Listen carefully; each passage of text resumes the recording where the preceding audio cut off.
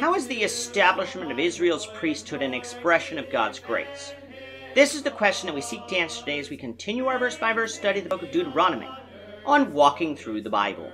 The glory of His cross. If you have a Bible with you, turn to Deuteronomy chapter 10. We're going to be reading from verses 1 to 11. If you don't have a Bible, don't worry. Just follow along with us on the screen. The version that we'll be reading from is the New King James Version. So Deuteronomy chapter 10, beginning of verse 1.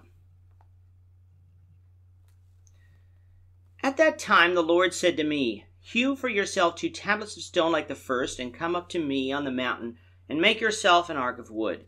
And I will write on the tablets the words that were on the first tablets which you broke, and you shall put them in the ark.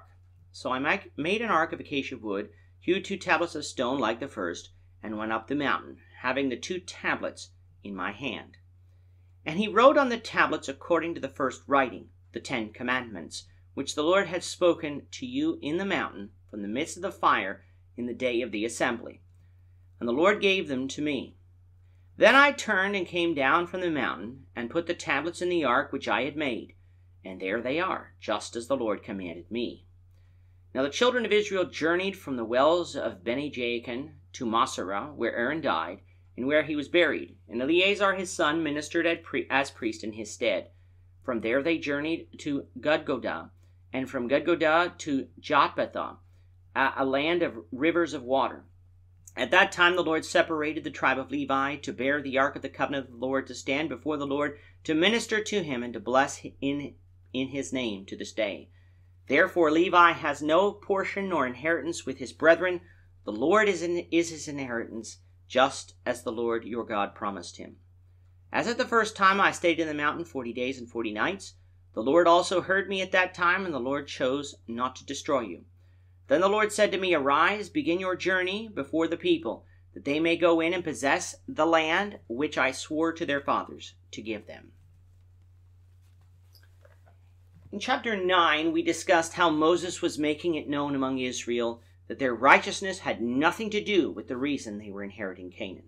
In fact, by the many stories he told, Israel could not depend on their righteousness at all, for they in fact numerous times rebelled against the Lord, after which Moses had to intercede on their behalf in order to ensure that the Lord would not utterly destroy them. Instead, they were inheriting the promised land because of God's mercy and grace and God's faithfulness to the covenants he made with Abraham, Isaac, and Jacob. Moses will continue with this in chapter 10. Now, before getting into chapter 10, I must again remind people that the way we tell stories and the way Moses and ancient Israel told stories is completely different. When we tell a story, we tend to do so chronologically. We say this happened, then this happened, then this happened, and so on. But in a lot of Old Testament writing, events were grouped together into themes. Sometimes these themes would also represent a chronological accounting of events, but many times they wouldn't. Not recognizing this fact will lead us to be confused with today's reading, for the order in which Moses tells things differs from what we read in Exodus and Numbers. Moses, however, will give us clues that he is shifting around, especially as he uses the phrase "at that time." The events of verse 1 continue exactly where Moses left off in chapter 9, with the events after he broke the first tablets of stone upon seeing Israel's idolatry. After punishing Israel, God told Moses to hew out 2 new tablets of stone, come again to Mount Sinai, and God would write again on them what was written on the first tablets, namely the 10 commandments. God also told Moses to make an ark of acacia wood in which these tablets would be placed. Now, according to Exodus, Moses first received instructions for building the ark before Israel's idolatry. However, it wasn't built until Moses ascended and descended from Mount Sinai with the second tablets of stone. This is one of those instances where Moses was writing thematically and not chronologically.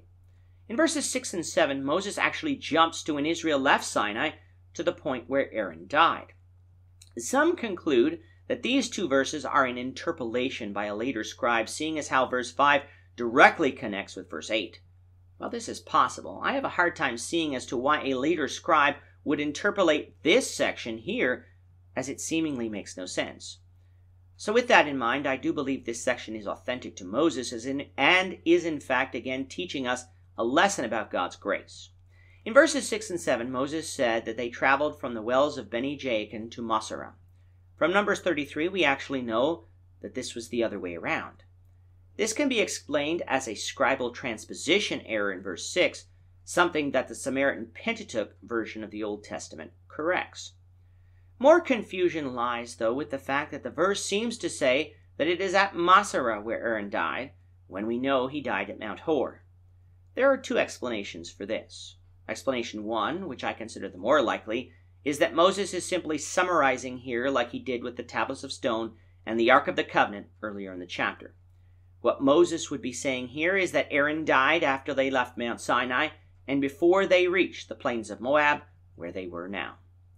The second explanation is that Masara encompassed the entire region surrounding Mount Hor, meaning it was not only a specific stop on their journey, but actually referred to the entire region.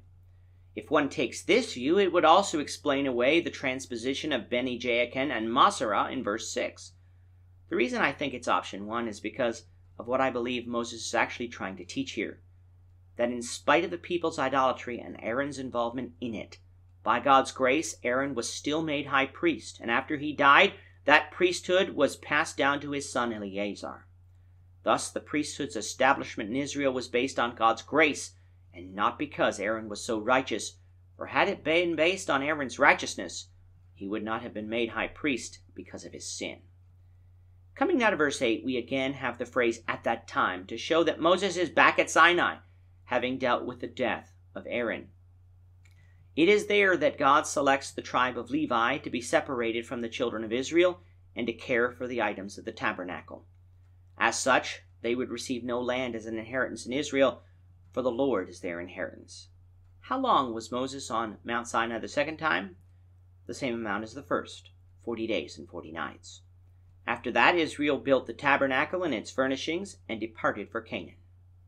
With that, our time is up for today. The Lord willing, we hope you'll join us for tomorrow's discussion of Deuteronomy chapter 10, verses 12 to 22, as we continue our walk through the Bible, one verse at a time. Thank you for watching today's episode. We hope that you found it edifying and ask that you not only subscribe to our channel and podcast, but that you like and share this episode among your friends, so that the saving gospel of Jesus Christ can go out to the whole world.